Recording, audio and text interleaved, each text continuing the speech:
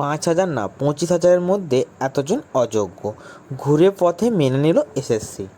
SSC কার্যত মেনে নিল সিবিআইয়ের দেওয়া তথ্যের থেকেও ভয়াবহ দুর্নীতি ও জালিয়াতি হয়েছে 2016 সালের প্যানেলে। স্কুল সার্ভিস কমিশনের 2016 সালের প্যানেলের ভিত্তিতে নিযুক্ত শিক্ষক ও শিক্ষাকর্মীদের চাকরি হওয়া এবং পরবর্তীতে তা নিয়ে দুর্নীতির অভিযোগ ওঠার বিষয়টা সকলেই মোটামুটি জানেন।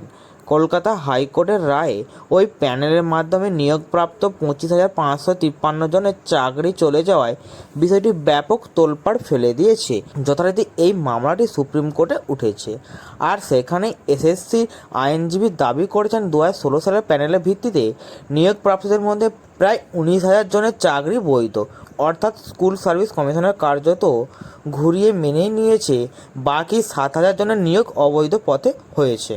এর আগে কলকাতা হাইকোর্ট সিবিআই যে তদন্ত রিপোর্ট জমা দিয়েছিল সেখানে বলা হয় 5,537 জন অযোগ্য দুর্নীতির মাধ্যমে ও বেআইনি পথে চাকরি পেয়েছে, কিন্তু দেখা যাচ্ছে সিবিআইয়ের তদন্তের রিপোর্টে উঠে আসা সংখ্যার থেকেও প্রকৃত অযোগ্যের সংখ্যা আরও বেশি বলে এসএসসি নিজেরাই স্বীকার করে নিয়েছেন।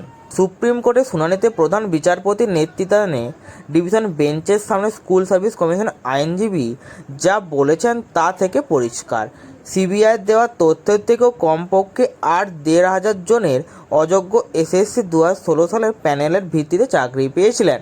আরও তথ্য দিয়ে এসএসসি আইনজীবী জানান, 2016 সালের প্যানেলের ভিত্তিতে শিক্ষক পদের নিয়োগ দুর্নীতির তুলনায় কম হয়েছে। গ্রুপ সি ও গ্রুপ ডি পদের নিয়োগের ক্ষেত্রে অযোগ্য সংখ্যা অনেক বেশি।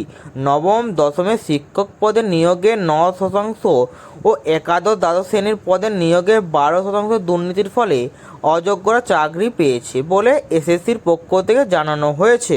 পাশাপাশি তারা জানিয়েছেন 2016 সালের প্যানেলের ভিত্তিতে নিযুক্তদের মধ্যে কে যোগ্য আর কে অযোগ্য তারা নির্ধারিত করতে পারবে, কিন্তু কোন তথ্যের ভিত্তিতে এটা সম্ভব হবে সেই বিষয়টা এসএসসি কিছুই জানাননি।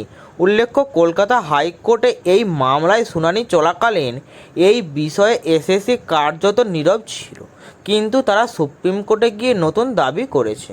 এদিকে এই নিয়োগ দুর্নীতি মামলায় যোগ্য চাকরি প্রার্থীর পক্ষ থেকে আইনজীবী বিকাশ রঞ্জন ভট্টাচার্য জানিয়েছেন, এসএসসি 2016 সালের প্যানেলের ভিত্তিতে যাদের চাকরি হয়েছে তাদের মধ্যে কমপক্ষে 8,000 জন অযোগ্য এবং দুর্নীতির সাহায্যে তারা চাকরি পেয়েছেন। তো বন্ধুরা, এই ছিল আজকের আমার ভিডিওটি যদি ভালো লাগে চ্যানেলটিকে অবশ্যই সাবস্ক্রাইব করে দেবেন।